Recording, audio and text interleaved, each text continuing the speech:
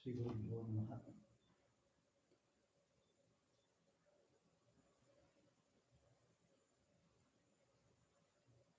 श्रीगुरुभ्यो नमः। हरिः ओम्। श्रुतिस्मृतिपुराणानाम् आलयं करुणालयं Namami भगवत्पादशङ्करं लोकशङ्करम्।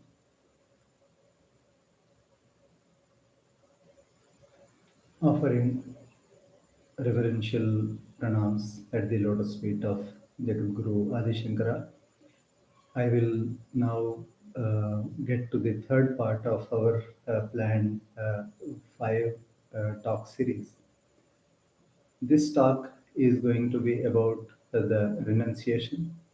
To recap, the first day we had actually covered the background of the advent of Shankara, whereas on the second day we had covered the birth of Adi Shankara along with the advent of several other gods who would be his disciples in the days to come. Though all of them had actually taken birth to further his mission, so to take part in his mission. And we did draw an analogy to how the Vanaras were born at the time of the advent of Lord Sri Ram.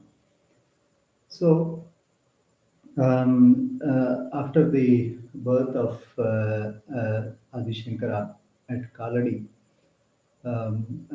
and the birth of the other to be disciples, our story moves forward. So it moves forward with the boyhood of Shankara, which is covered in the fourth sarga of the Madhaviya Shankara Vijayam. And the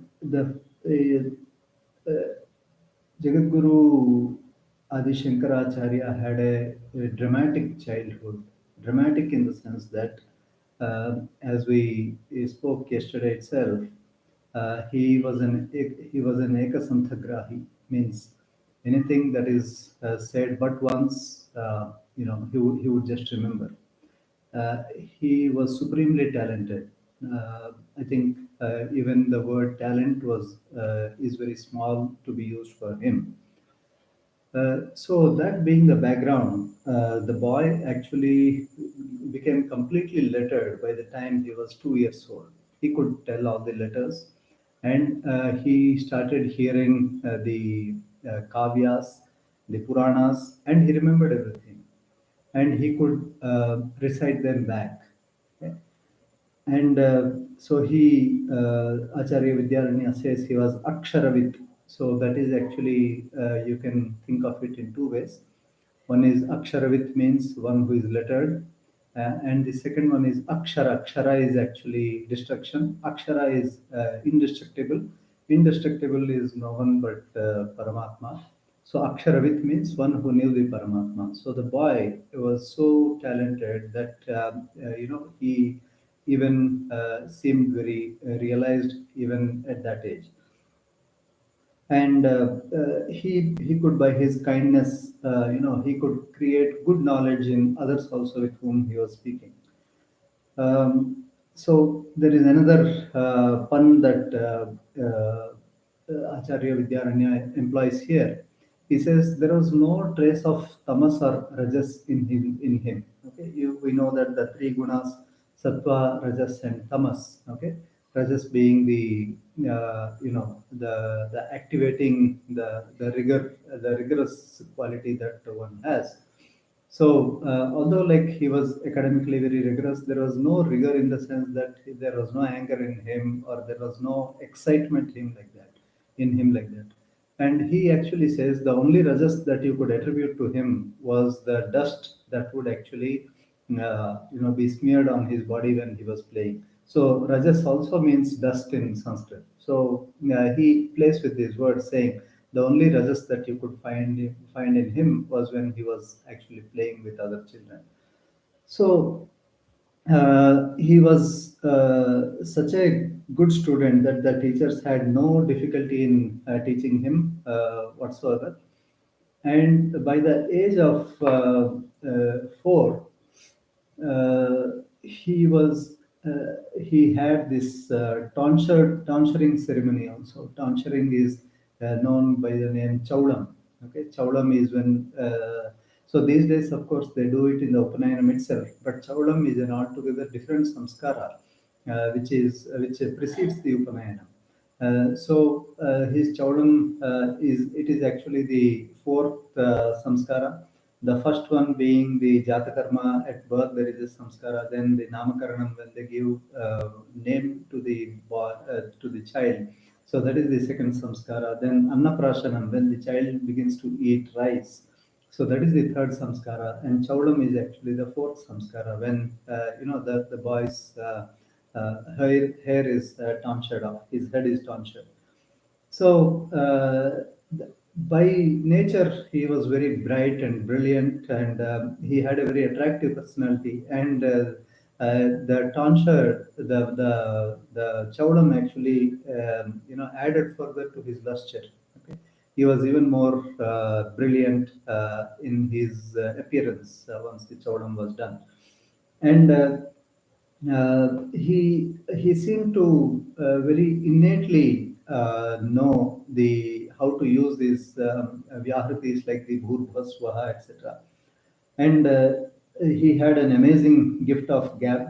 Okay, in Sanskrit literature, you will see the best speaker is actually Brihaspati. Okay, who is the preceptor of the gods, the teacher of the gods. Whoever speaks very well, whoever is very eloquent, they say he speaks like Brihaspati. You will see this simile in a lot of places in the Sanskrit literature. So this is no difference. This is no different here that he is actually compared to Brihaspati in his articulation. Okay, so so therefore, his father Shivaguru, who had done a lot of penance to beget him, he had actually foregone food and all that in the worship of Lord Shiva at Vrishachala, and he was very happy to see his son growing up so well, and paying so much attention and learning things so well, that it gladdened the heart of the father. And he wanted to perform his Upanayanam in the fifth year. Okay.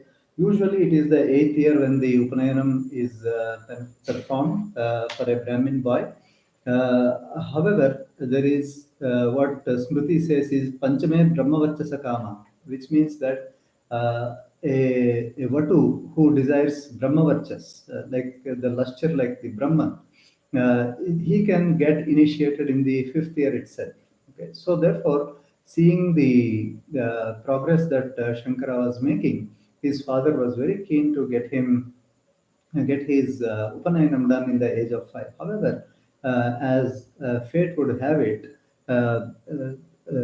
Shivaguru didn't live until Shankara became 5 to perform his Upanayanam. So his mother was really shattered because, as we noted yesterday, Shankara was born a little late for them, so they were already a little on the older side by the time Shankara was actually born. And so while his mother was old and without the support of his father, and so she basically felt psychologically very shattered at losing him. However, she gathered courage by looking at the son, such a brilliant son that she had. Now, so she carried on with him, and as his father desired, she performed the Upanayanam of Shankara at the age of 5. Okay. So Shankara, he got his Upanayanam performed at the age of 5. Now, after his Upanayanam was done, although like he was very learned and he could learn even without a preceptor, he went to a preceptor in order to learn the four Vedas and the Shadangas. So at the age of 5, he went to the preceptor to learn. Usually these days, it is a 12-year course to study one shakha of the Veda. In Shankara, in 2 years, he actually mastered the entire, the all the four Vedas and the Shadangas. Okay, and he was an expert at Vada. Okay, he could easily get into a debate and defeat anybody who takes a pole position in the debate. Uh, so, in fact, he had learned a lot of what he was to learn at the Gurukula, even before his Upanayanam. However, in order to respect tradition, he went and learned at the feet of a guru. Okay? And not only that, he, along with the Veda and Vedas, the four Vedas and the Shadangas, he even mastered, the works of sage Patanjali and the Purva Mimamsa and the what was actually propounded by sage Bhattapada. Okay, and all this seemed to come very naturally to him. What would otherwise be very dry, and people would take a lot, would have to spend a lot of effort to digest these. That seemed to come very naturally to him. So while at the Gurukula, obviously they are not for a child who is learning Vedam. He is not supposed to be having his own money sent from home and things like that. The child has to go for Bhiksha Vandana. He has to go from home to home and collect alms, and with that alms he has to come and offer it to the guru, and out of that whatever the guru actually gives him, so with that the shishya has his food.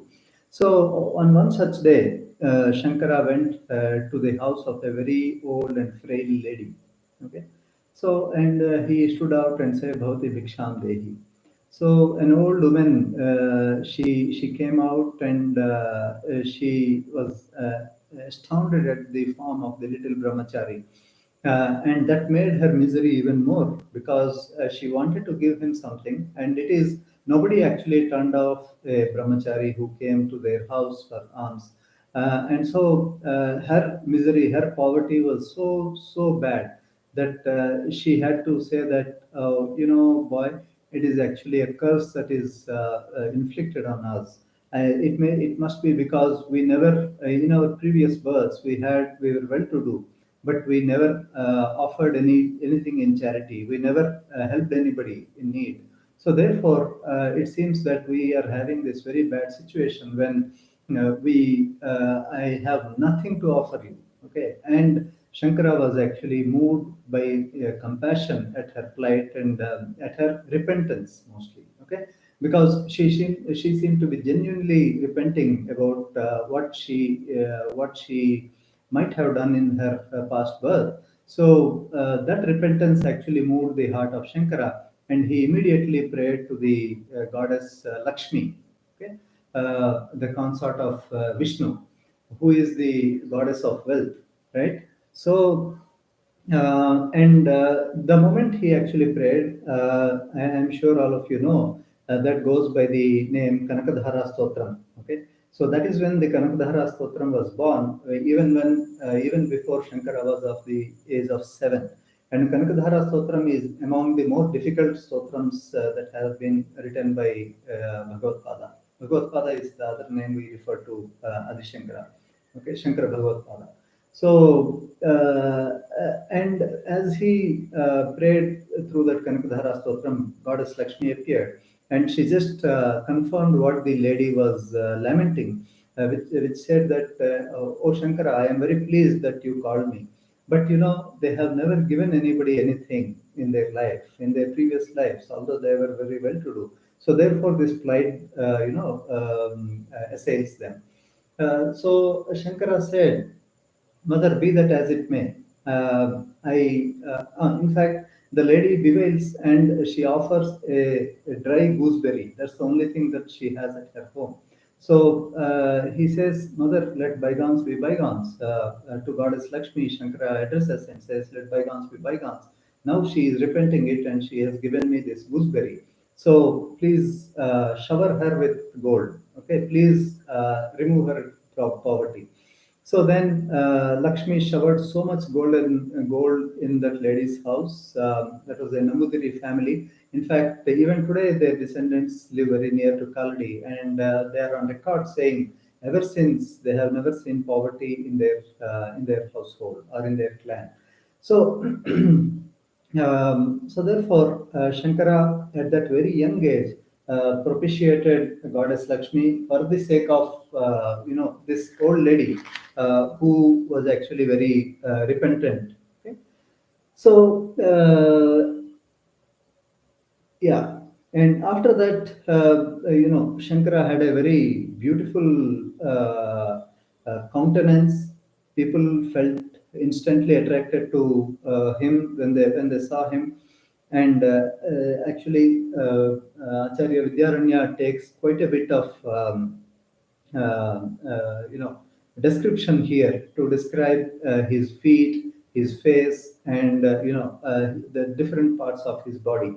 So there is a lot of alankara that is here, and I feel very touched when I actually read this and go through the translations of those and go through the original in the Sanskrit. I feel very touched because Acharya Vidyaranya was at least separated in temporal scale by about 500 years from Adi Shankara. You wouldn't have seen him in person, and yet to feel such devotion to the Guru, okay, is was very revealing for me. Okay, that it is possible that somebody could actually fathom, okay, how the Guru was, okay, how he looked, okay, and how he could have won the world around him at that very young age. And that has been very beautifully brought out. In fact, that is one thing that made me decide that we should be talking about this particular version of the Shankara Digvijaya. Now, I will not go into a lot of details of what he has said, but one comparison is that he wanted to compare his feet because we usually say lotus feet. Okay, so he said, could I call these lotus feet? Are these feet like lotus? If these feet are like lotus, then we will have to call him Padmapada. Okay. Now, however, Padmapada is the name of one of his disciples, right? And the disciple, the guru obviously cannot have the disciple's name. The guru has to have a separate name, right? So therefore, I cannot compare these padas with Padma. That's what he says. And he goes more deep. He says that the yogis they dwell upon these feet in their heart, and the heart is what we call Hrit Padma. Okay, the heart is also like a lotus, and the yogis bear this Padma, this his feet in their Hrit Padma. Therefore, it is not possible that, and thereby their heart is actually cleansed. It is not possible that one Padma cleanses another Padma. So therefore, I cannot call it Padma. So this is how Vidyaranya spends quite a few verses trying to describe the various limbs of Bhagavad Pada, and he goes on that sojourn for quite some time like that, and then the way he describes him, he holds in his left hand a book which contains the essence of Vedas, and in his right hand he has the Chin Mudra, okay, indicating that as if that he will remove the thorns of evil preachings of the dualists, of the Dvaitins. Okay, he is actually giving the abhaya that don't worry, I shall save you from the dualists. Okay. Uh, and then he tries to compare his face to to the moon, okay, because moon is obviously very beautiful, and not only beautiful, it gives a lot of joy to someone who beholds moon. So therefore he compares his face with moon, and then he says that there are these beings who are talking, that how is it that I see even in broad daylight the shine of the moon is overshining the sun. Then someone else is correcting, saying, "Hey, no, no, it's not the moon. It is actually the glow in the face of Shankara that is radiating cool moonlight." Okay, and of course, his the neck is famously compared to a conch, both in the ways that. both in the way it looks and in the way it delivers something like, like the Shankhanadam, the voice is coming out of that. His chest was broad, like a, very, very broad door. He was very broad chested, and the two arms, they appeared like victory posts, okay, which have conquered both the internal and external enemies, okay, and they actually shone really brilliantly. So with all these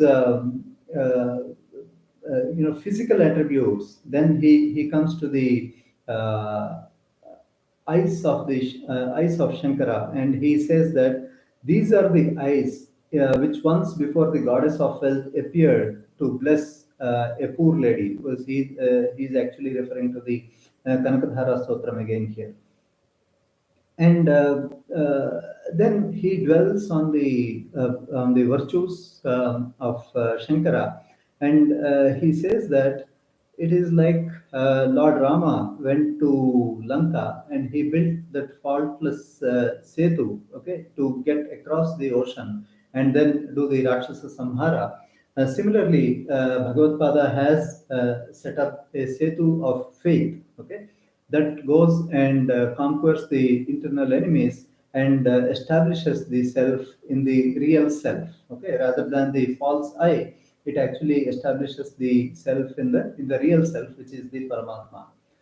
And once he gets to the virtues part of it, he actually employs this beautiful verse, okay, which I like a lot, and it's part of our poster also, where he actually says, God was so moved. Lord Shiva, in his Dakshinamurti form, he was actually so moved by the way the people were misinterpreting the Vedas. They were in ignorance, and thereby they fell in the depths of samsara and suffered. That he gave up because Lord Dakshinamurti is known as Maunavyakhya Pragatita Parabrahma Swarupa, means he doesn't speak, he just stays silent. And one who goes and sits in front of him, in that silence itself, all the doubts are actually absolved. Okay, this is a real experience of a lot of people, and so Lord Shiva is when he is worshipped in this Dakshinamurti Swarupa, he is actually under this tree, the Vatavruksha, and there are four disciples around him, and there is absolute calm pervading there, and the Sishya's doubts are simply vanishing, from there, okay, without the Guru saying anything. However, now that the Vedas are being misinterpreted so badly, and people are, saying whatever they felt like, Lord Dakshinamurti decided that it is time to give up my maunam, my silence, and go and speak. And so Acharya Vidyaranya implies a very beautiful verse here. He says, अज्ञानान्तर्गहनपतितानाम् आत्मविद्योपदेशैः त्रातुं लोकान् भवदवशिखा तापपापच्यमानान् मुक्त्वा मौनं वटविटपिनो मूलतो निष्पतन्ति शम्भोर्मूर्तिश्चरति भुवने शङ्कराचार्यरूपा. So I'm sure I already spoke about it. So the Lord Dakshinamurti, who was sitting completely in silence, in yogic silence, he actually gave up his silence, and he ran out, and in order to conquer the world and put Vedas back in their pristine form. So when he was so Shankara, when he spoke, he was capable of destroying any philosophy. Okay, there was nobody who could stand him in debate. So it already caused a lot of fear in the mind of the dualists, the Buddhists, the propounders of the schools of philosophy, that mere knowledge is the aim of life. Okay, so people said, meaning there are two ways. So one set of people didn't even believe in Vedas, so they just propounded Shunyavada. and they said, it's okay. You just have to have you just should have the knowledge and the Vedic knowledge, and nothing else is more important. And yet others who took to the ritualistic form of the Veda, they didn't actually get to the bottom of it and try to understand why they were actually doing it. In other words, they were not into the Jnana Marga.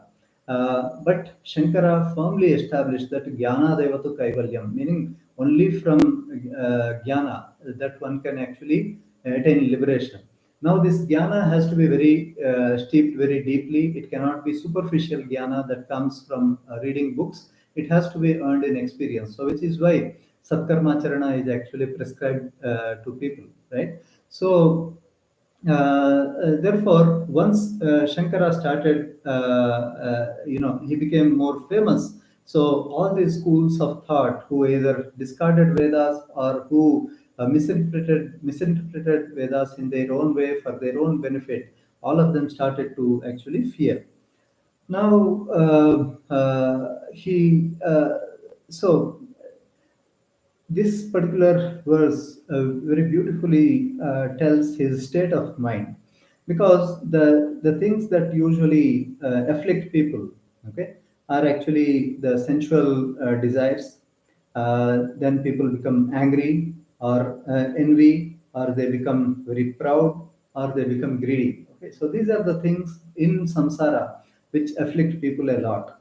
So Shankara conquered his sense desires by completely avoiding them. Okay, so whatever is desired by the senses, he simply avoided them. He realized that this sense is desiring it out of a particular reason, and therefore he avoided that completely.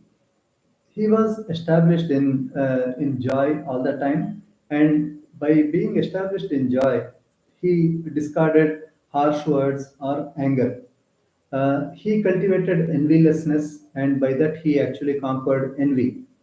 He recognized the greatness of the other person. So, being all this, he still very consciously recognized the greatness of the other person. I think it will come when Acharya Bhagavad goes to Kashi. Okay, there is this Chandala who comes in front of him, and we will probably go to that episode tomorrow.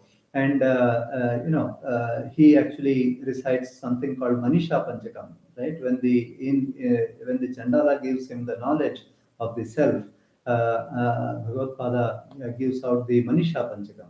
So therefore, he overcame pride by recognizing that the other person also has a point, okay, and by recognizing their greatness, and through self-satisfaction, he conquered greed. Okay. And people say that he the in again in Sanskrit Vangmaya, the one who one's patience is described. One who is very patient is compared with the earth. So kshamaya prithvi samaha. So in patience he is equal to the earth. So he was Shankara was also like that. So and just as there is nothing equal to Mount Meru, so also there was no one equal to Shankara, nor is there anyone present. So Acharya says here, Nabhuto Nabhavishyati, nor will there be anybody in future also. Okay.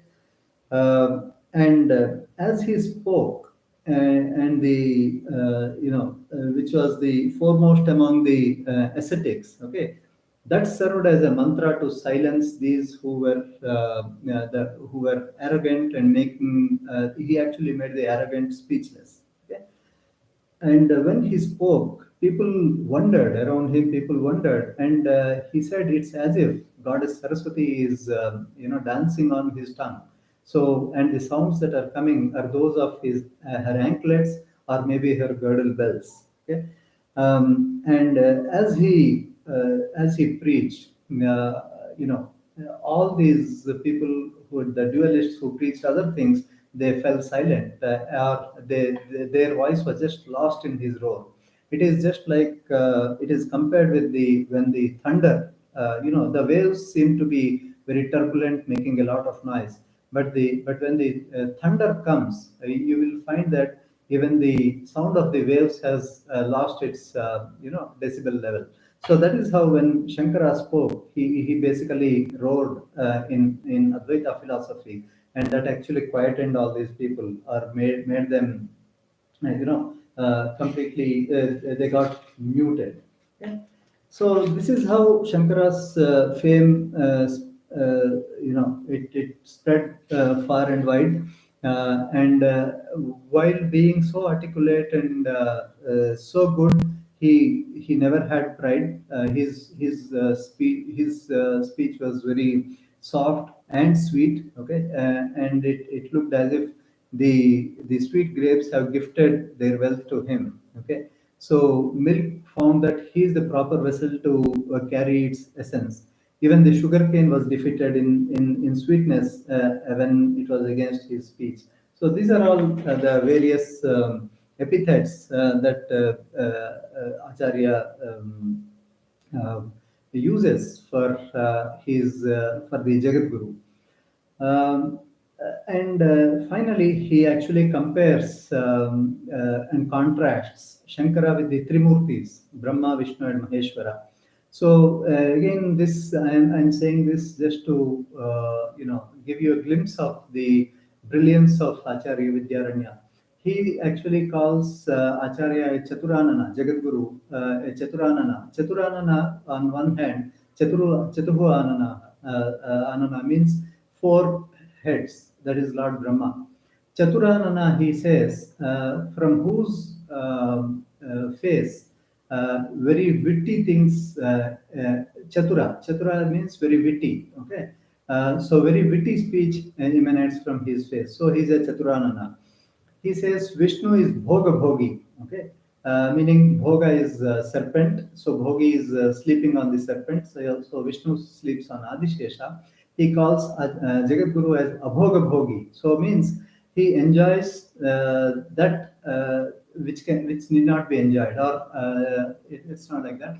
Abhoga means one who shuns enjoyment. Okay, abhoga is lack of enjoyment, and lack of enjoyment is enjoyed by Jagadguru. So abhoga bhogi. Then he says Lord Shiva is called Virupa Darshana because he has the third eye. No matter how much we romanticize about the three eyes of Shankara, I think if one has the third eye on somebody's forehead, we would say, "Oh my God, he looks really different or ugly." So that's why Virupaksha is called, because one of the eyes is on the forehead, the third eye is on the forehead. So Lord Shiva is also known as Virupa Darshana. But Shankara was bewitching in his form, so he actually calls him Abhirupa Darshana, means Rupa Darshana. You would be very pleased by looking at his form. So that is how finally Acharya Vidyaranya ends this fourth sarga by comparing that the Sita Paharanam. Sita Paharanam, after it happens, and Sita enters into the fire when Lord Rama tells her after conquering Ravana that she is free to go anywhere. Okay, and he cannot accept her, and she out of her she feels somewhat upset, and she enters into fire. Acharya Vidyaranya actually compares that Shruti, Veda, which actually was abused by all these Rakshasas, okay, who misinterpreted it in many ways, and Shruti disappeared into fire like that. And again, at the insistence of Brahma, goddess Sita came out of the Agni, accompanied by the Agni Deva, and she was given back to Rama. So Acharya Shankara also, at the insistence of Lord Brahma, he rescued the Vedas from the Rakshasas, and he got the Vedas out of the fire. And he after that, just like the way Sita ruled over the earth along with Rama, so the Vedas also ruled over the earth along with Bhagavad Pada. So with that note, Acharya Vidyaranya ends the fourth sarga. Now he enters into the fifth sarga, which is the sannyasa svikara of Jagadguru. So the story moves a little fast now, because now the Shankara Brahmachari is very famous. He has earned a lot of fame even as he was in the Gurukula, and within 2 years, by the age of 7, he actually completed all everything that he could learn in the Gurukula, and so his guru had no other go but to send him back home. So yeah, Acharya came back home, and even if he knew that this life didn't mean anything. Okay, or the he knew the futility of the sansaric life. Okay, nevertheless, as an obedient son, he served his mother very diligently. Okay, and he took care of her all the time, and she was extremely happy at her side. Okay, at his side, by seeing such an obedient son, such a learned son who was who had earned such fame at such a young age. So he she was actually very happy. As we already said, she was very frail in her frame. So one day she went to the Purna river for her morning ablutions, and she didn't return almost till afternoon. As we already noted, Acharya Shankara was the boy Shankara was keenly taking care of his mother. So he noticed that it was pretty late and his mother still didn't come. So he went on the way and saw that his mother had actually fallen unconscious in the hot sun. So that's when he brings her water. So for unconscious people, they give water that has the essence of the lotus flowers. So that water was sprinkled on her, and she regained her senses. And she said, "Oh, son, please do something. The river is very far, and with my advanced age, I am actually not able to go there every day."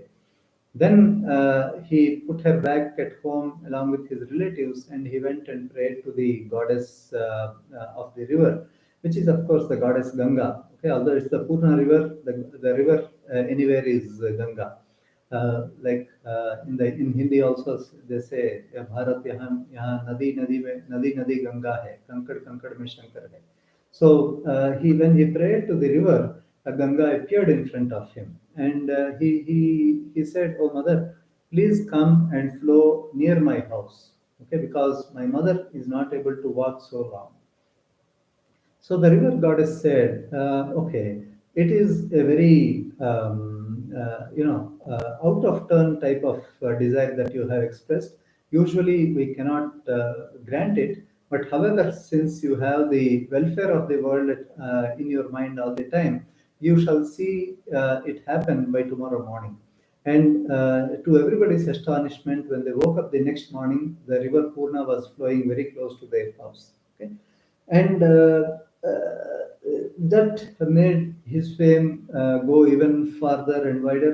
People kept talking about how this little boy went and prayed to the river, and it actually changed its course and started flowing near their house. So the king of Kerala actually sent his minister. Okay, the king was a very good king, so he sent his minister along with a lot of presents and an elephant to offer to Shankara. So the minister prostrated before him, and then he told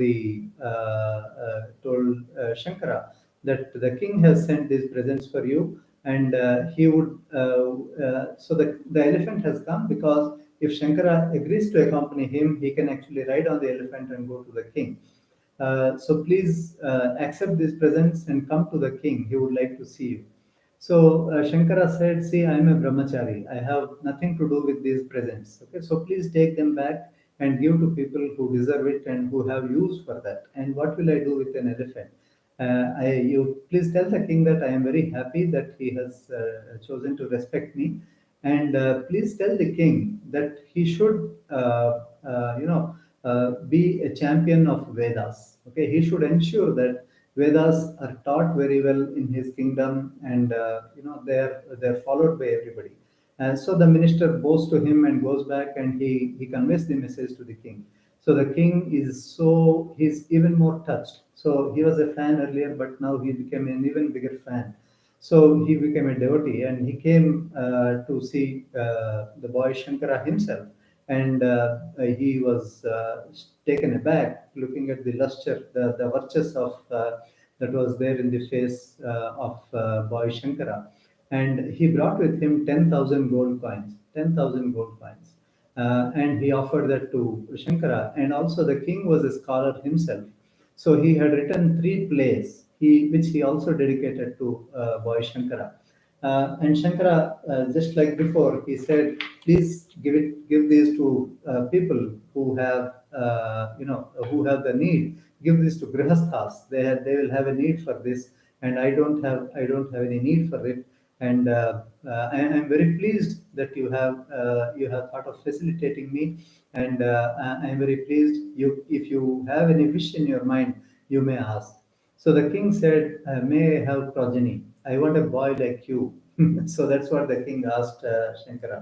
So Shankara told him, "Of course, it will happen." And then he called him aside and he prescribed the Vedic ritual of the Putra Kameshti, okay, which we also know that Dasharatha performed to beget Sri Rama and his brothers.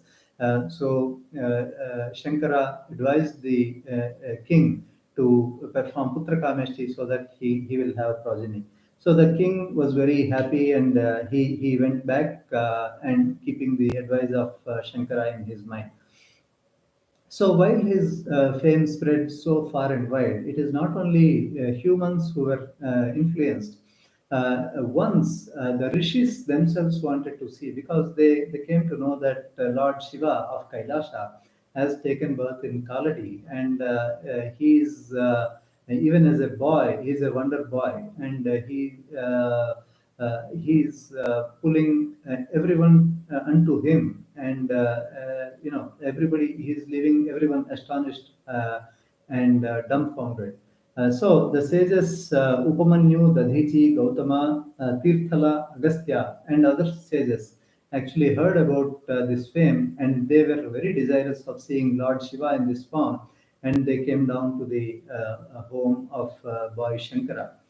So Shankara, he knew what is the Vedic way to receive such great personnel. So he received them with appropriate hospitality and protocol. And he and his mother gave them seats, high seats inside their house. And Aryamba was actually stunned that rishis about whom we only read in the Puranas or somewhere, they actually came to their house. So she was very stunned, and she said as much to them.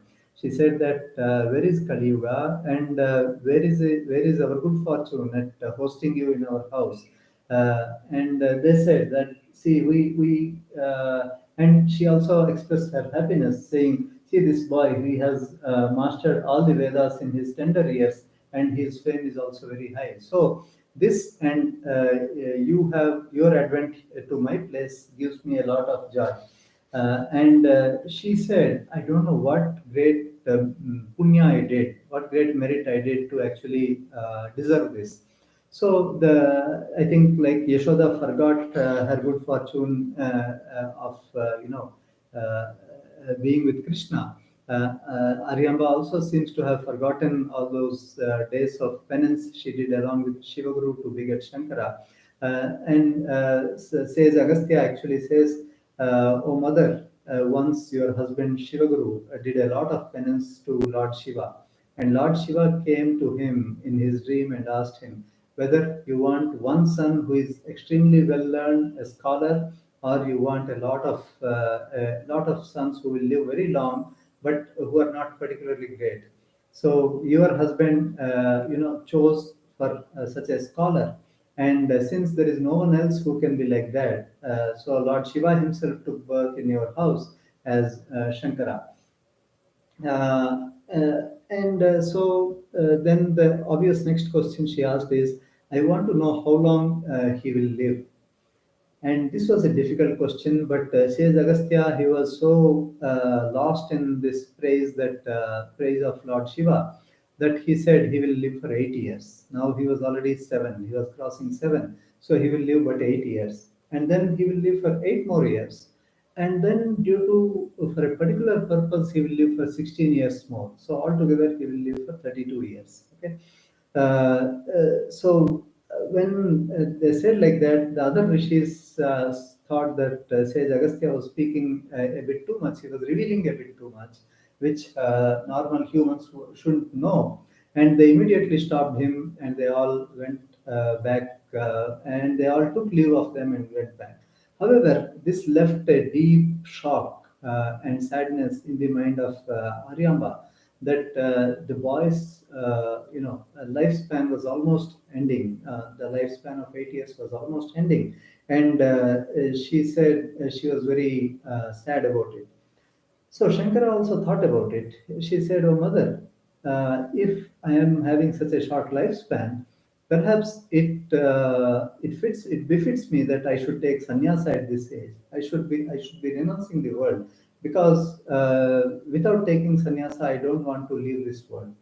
Then she said, "No, child, please give up this thought. You get married, you beget a son, and then you can take sannyasa." So then, because I am the only, you are my only son, and if you take sannyasa, who will take care of me, and so on and so forth. Um, so Shankara, even if he had almost decided in his mind, he didn't discard his mother's wish abruptly. Okay, he didn't completely shun her off. He, because Matrudevo Bhava, he believed in that, and he said that he should somehow convince her rather than shun her and go for sannyasa. It is not allowed to take sannyasa for anybody without the permission of mother before their wedding, and without the permission of the wife after the wedding. So they are bound to them. So then they kept on discussing this for a few days, and she would give her objection, but slowly and slowly he was ensuring that she was opening to that he was opening her mind to that particular idea that he would actually embrace sannyasa.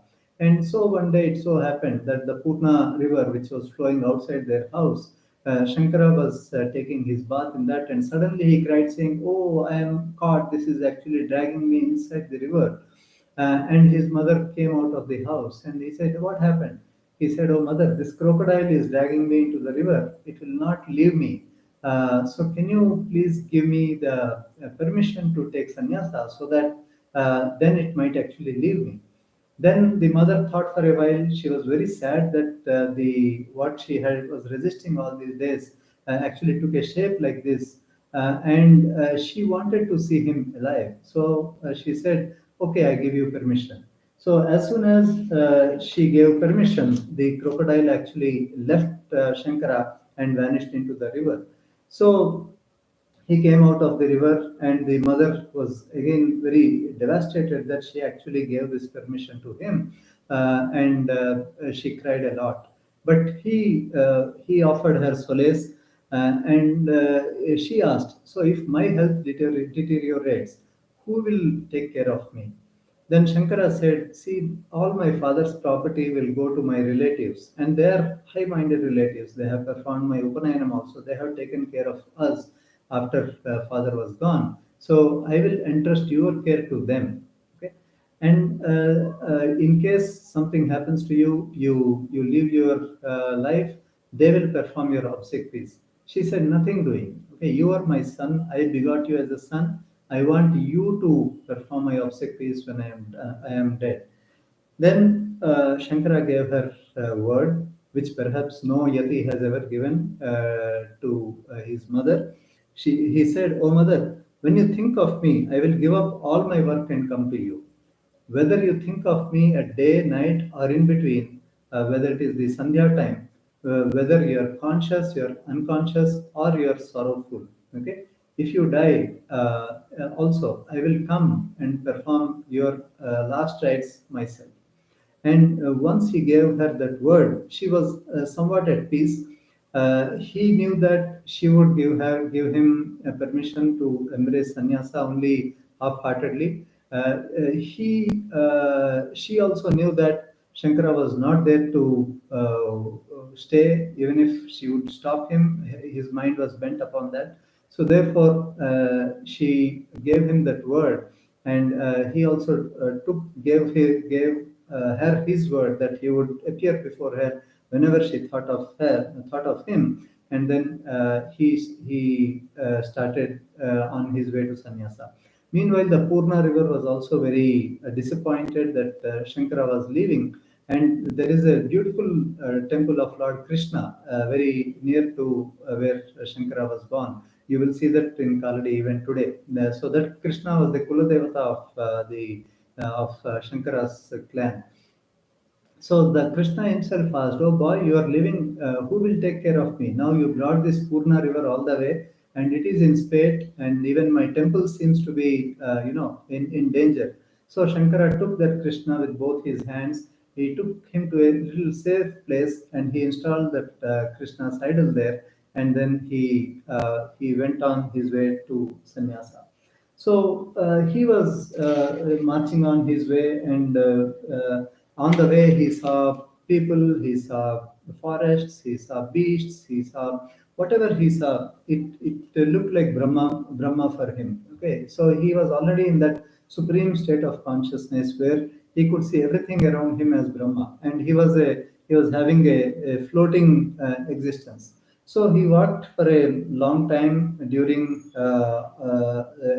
across all the forest, rivers, and all that, and finally he entered the forests of the river Narmada, where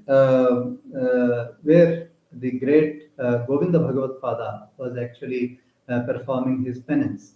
Now, like I said in the first day, there is this Deva Parampara, Rishi Parampara, and then the Guru Parampara. So the first Sadashiva Samarambham Shankaracharya Madhyamam. So Sadashiva is the first Lord, then comes Vishnu, then comes Brahma. That is the Deva Parampara. Brahma's son is Vasishtha. Vasishtha's son is Shakti. Shakti's son is Parashara. Parashara's son is Vyasa. Vyasa's son is Shuka. This is the Rishi Parampara. Shuka's Sishya is Gaudapada. Gaudapada's Sishya is Govinda Bhagavad Pada. Govinda Bhagavad Pada's Sishya is now our Shankara. Okay. So Govinda Bhagavad Pada comes from that hallowed lineage, and he was performing his tapas on the banks of river Narmada, and he was inside a cave. Okay, and nobody could enter the cave. There was just enough space for someone to enter. So he was sitting inside his cave, and he was in samadhi. He was in the samadhi state. So then Shankara went to him 2 3 times to see whether he has come out of samadhi, to pay his respects to him. And once Shankara actually went and prostrated in front of him, and he said, "Oh Guru, you are the leader of men, and you are the dispeller of the pangs of the Sishyas, and I humbly bow to you." In fact, Govinda Bhagavad Pada is a manifestation of Patanjali, the sage Patanjali, who is the thousand-hood serpent Adisesha. And Patanjali is supposed to have gone to the netherworlds, and he is supposed to have learned the grammar from Adisesha, and he came and preached it in the world, the Sanskrit grammar that we know today. So you are the very embodiment of that sage Patanjali. So I have come to you to actually because that Adisesha, as Adisesha, you had thousand faces. Now you have come with one face so that people do not fear you, and you can preach to them very easily. So I humbly bow to you, and you should take me as your Sishya. So the Guru looked at him, looked at such an articulate Sishya who seemed to know his background also, and he asked him, "Who are you?" So the reply that Shankara gives goes by the name Nirvana Shatkam, okay, which says Chidananda Rupa Shivoham Shivoham. But that's not written in the Shankara Madhurya Shankara Digvijaya. In fact, Acharya Vidyaranya just finishes off it in one verse, and he says, "O great says, I am neither the earth, nor water, nor light, nor ether, nor air, nor am I their changed forms. I am not the senses. I am that which is left if you leave out all these things." In other words, I am superior to all of them, and I am the supreme being, Shivam, who is superior to all these states. So, Chidananda Rupa Shivoham Shivoham, when he said this, immediately the Guru understood who has come. He said that, "I know from my samadhi that Lord Shiva himself has taken this form, and you have come here. I am very happy." And he put his both his feet outside the cave, and Shankara actually prostrated to his feet. So the time passed by. Shankara learnt all his lessons from Guru Govinda Bhagavad Pada, and in fact, Govinda Bhagavad Pada gave him sannyasa at that time by giving him the four Mahavakyas, which are the Prajnanam Brahma, Aham Brahmasmi, Tattvamasi, and Ayamatma Brahma. So, in fact, here each of this word belongs to one particular Vedam. Okay, and he gave him the Upadesham of all the four Vedas. Okay, so from here, the Rig Veda, it says Pragyanam Brahma. Yajurveda says Aham Brahmasmi. Samaveda says Tattvamasi. And Atharvana Veda says Ayam Atma Brahma. So Shankara was initiated into his sannyasa through these four Mahavakyas.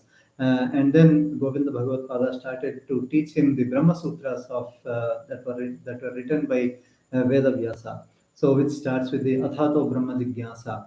So and as this discussion was going on, Shankara, he was clad in saffron. He held the danda, and his lustre was growing day by day. And he would take care of the ashram even when Guru Govind Bhagavad Pada was in samadhi. And it so happened once that after a few years had passed, it so happened once the river Narmada was in full spate. Okay, it was rainy season. It had rained for almost 5 years, 5 days non-stop, and the river Narmada, it roared and it was in spate, inundating the villages and the ashrams on its banks, and people were crying out of despair. And Guru was actually in deep meditation samadhi state, so Shankara didn't want to disturb him.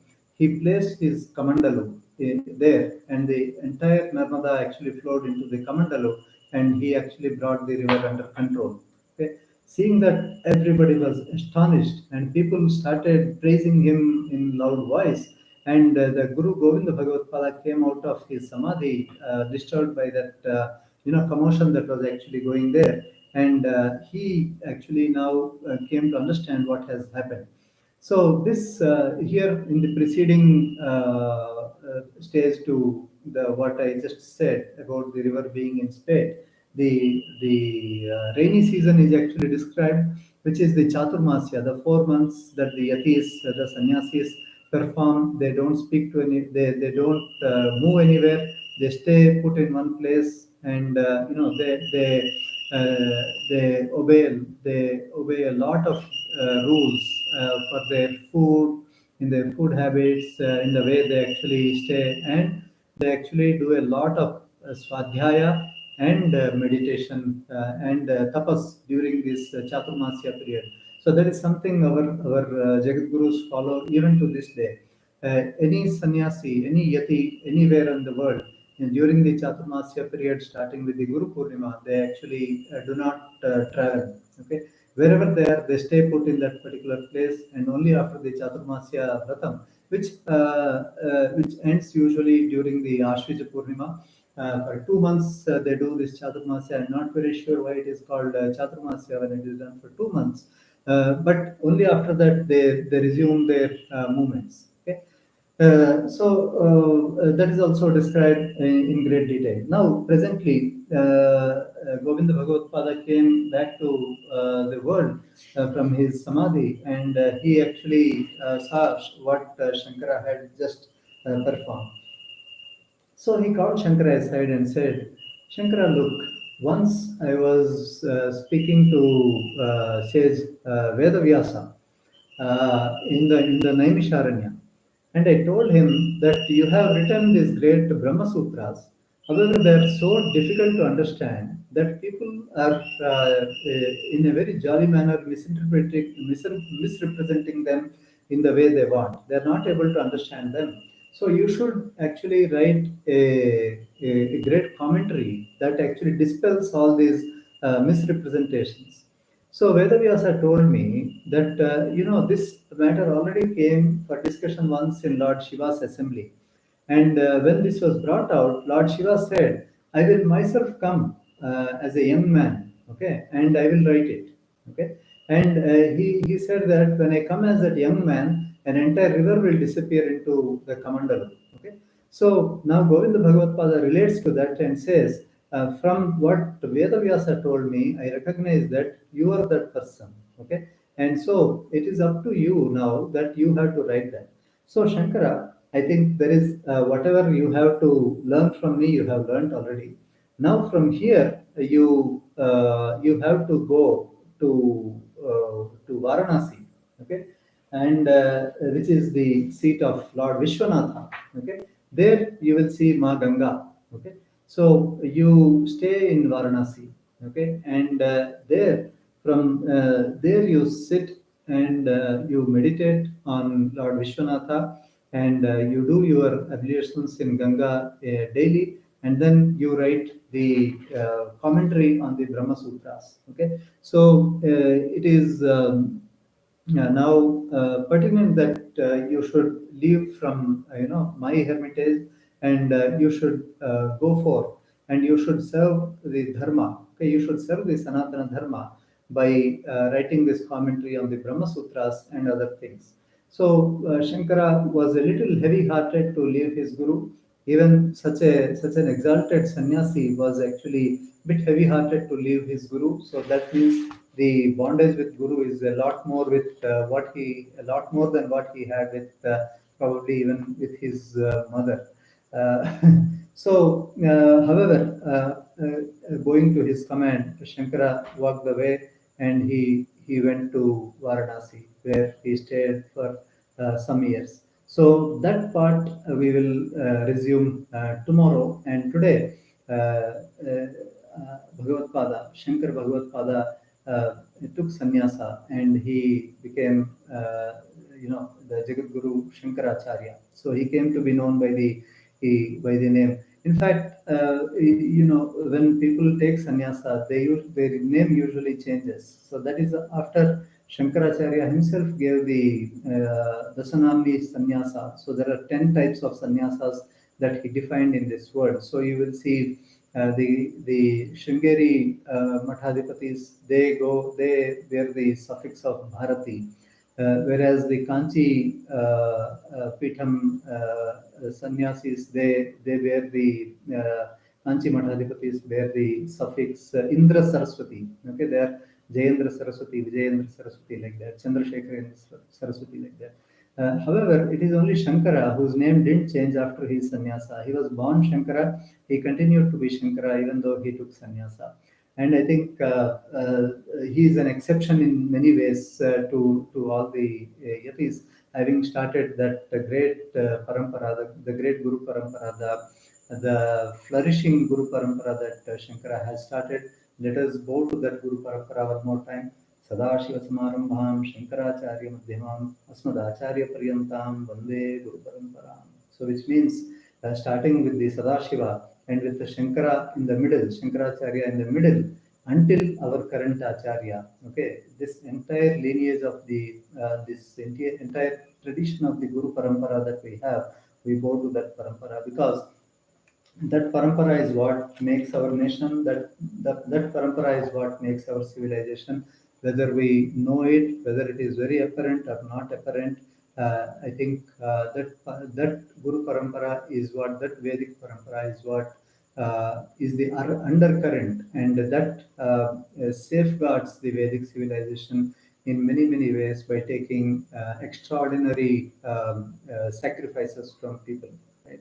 Because just remember, today the Kanchi Pitham welcomed its 71st Jagadguru, Sri Satya Chandrasekharendra Saraswati, the Swamivaru. He was welcomed into the Kanchi Pitham. He was given sannyasa. Now imagine their parents, actually the parents of the Purvashrama of this boy, actually offered that boy to sannyasa, and like the and for the service of the Sanatana Dharma, because he has a great responsibility on his shoulders.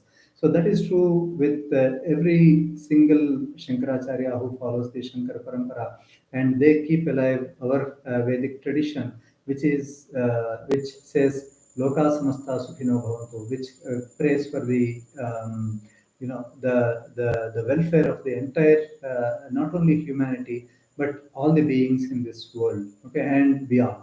So therefore, we should once again bow to that parampara, and we will resume tomorrow with the further sojourn of the Jagadguru, who Sri Adi Sankaracharya, Shankara Bhagavad Pada. We like to endearingly call him Shankar Bhagavad Pada rather than in a very when I call him Shankaracharya, Acharya Shankara, I feel a little distant.